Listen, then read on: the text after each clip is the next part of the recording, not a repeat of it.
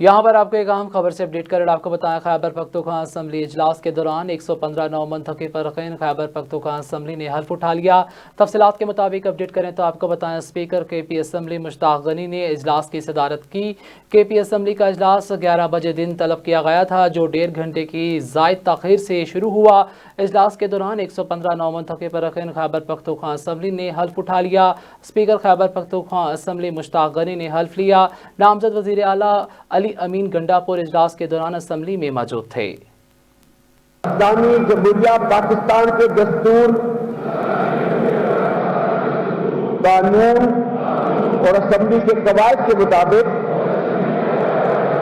اور ہمیشہ پاکستان کی خود مختاری، سالمیت، استحکام، یکجہتی اور خوشحالی کی خاطر انجام دوں گا۔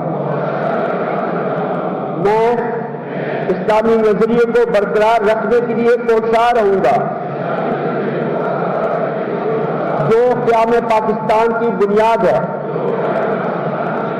اور یہ کہ میں اسلامی جمہوریہ پاکستان کے دستور کو برقرار رکھوں گا اور اس کا تحفظ اور دفاع کروں گا۔ اللہ تعالیٰ میری مدد اور رہنمائی فرمائے۔